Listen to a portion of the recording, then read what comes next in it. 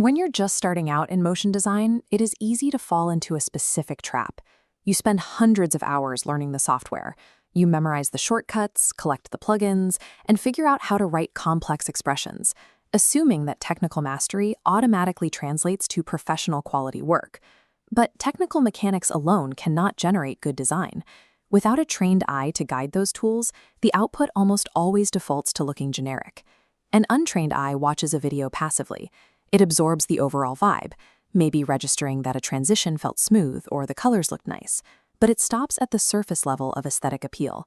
True eye training requires breaking that habit. It means learning to deconstruct the specific, underlying reasons why a piece of motion design works on a fundamental mechanical level. Developing this kind of design taste is not an innate talent you are either born with or not. It is a systematic process of active observation, strict curation, and mechanical prediction. Skip this foundational step, and you guarantee a career plateau. You will end up perpetually chasing fleeting trends, producing disposable work instead of commercial-grade design. To build that foundation, we use a protocol called active watching. Take a piece of highly intentional, pristine motion design. A normal viewer watches this and feels the overarching flow. A motion designer zooms in, isolating discrete variables. They evaluate the hierarchy of the composition, calculate the specific timing, and scrutinize the easing of every movement. You can practice this by selecting a single 5-second clip and watching it 10 separate times, forcing yourself to isolate a completely new variable on each pass. On the first pass, you just watch it normally to establish a baseline for its overall aesthetic and pacing. On the second pass, you strip away the final rendering, as mapped out in this velocity graph. You focus exclusively on the timing and the mathematical easing curves driving the momentum. On the third pass, you ignore the motion entirely. Your focus shifts to the deliberate color palette on this grid, tracking exactly when and how the tones shift to match the sequence's pacing. On the fourth pass, you remove the art layers to analyze the spatial composition, finding the underlying structural grids and anchor points that dictate where elements live on screen. By forcing your brain to execute these sequential, single-variable passes, you break the illusion that the video is a single, cohesive object. This protocol forces you to recognize the matrix of intentional microdecisions driving every piece of media you see. For this protocol to work, you need the right input. This means using output from top-tier commercial studios, like Buck or Giant Ant, as your baseline reference material. When high-budget client money is on the line, nothing is random. Every frame is highly intentional, and the work relies on timeless design principles rather than passing aesthetic trends. You evaluate specific, measurable elements in their work, the reasoning behind their spatial composition, the mood created by the color grading, the pacing of their notion, and how tightly the visuals sync with the sound design.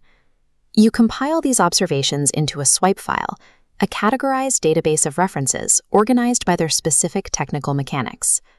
The standard approach to collecting inspiration fails because designers passively save images without recording exactly why those pieces are successful. The context gets lost. The strict rule for a functional swipe file is that every single saved reference must have written analytical metadata attached to it. If you save a clip, you write down a note explaining exactly what mechanical trick caught your eye. Documenting that specific observation forces you to memorize the mechanical logic of the piece, rather than just vaguely remembering its visual aesthetic. Over time, this annotated swipe file becomes an externalized, searchable database of design principles. It actively prevents you from defaulting to fleeting trends when starting a new project.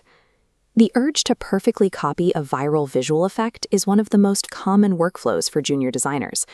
The consequence of this is immediate obsolescence. Once a specific visual trend dies out, any portfolio built entirely around it becomes instantly outdated. Relying on underlying principles instead of visual aesthetics prevents this decline. Take a look at this split-screen diagram of a trending text reveal. Instead of copying the exact look on the left, isolate the mechanics making it work on the right. Here, the core principles are offset timing, each letter delaying its start, and a subtle, bouncy overshoot at the end of the movement. By extracting that underlying logic, you can apply it to a completely different context.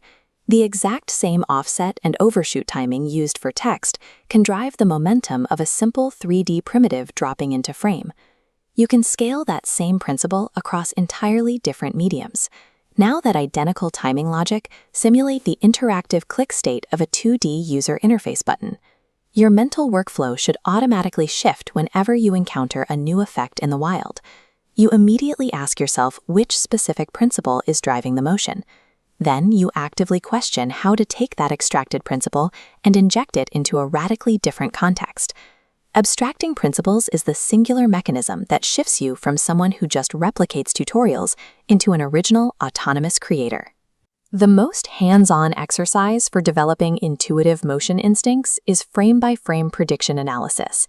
You take a high-end reference video and pause it abruptly, right in the middle of a complex transition. With the image frozen, you force your brain to predict exactly what the very next frame will look like. You calculate where the coordinates will move, how much the scale will change, and where the colors will shift. Then, you advance exactly one frame forward to audit the accuracy of your internal prediction using a wireframe overlay like this one. When your prediction fails, you run a feedback loop. You analyze the difference between what you expected and what actually happened, identifying the specific easing curve shift or invisible anchor point that you missed. This requires consistent, short bursts of practice multiple times a week to effectively calibrate your instincts. Running this continuous feedback loop builds your prediction sense. That sense is the core intuitive skill required to animate fluidly without second-guessing every keyframe. Mastering the active watching protocol, curating an annotated swipe file, and running the prediction engine all lead to a single outcome. A trained eye sees the transparent blueprint of reverse-engineered mechanics inside any complex sequence. This analytical foundation changes your internal workflow, giving you the vocabulary to explain why a project succeeds, instead of guessing if it looks right. Visual literacy provides the independence to build your own creative direction, treating software tutorials as technical manuals rather than stylistic templates. True creative direction, advanced plugin mastery, and high-tier craft execution. All of these skills can only be successfully built on top of the solid foundation of a rigorously triple-trained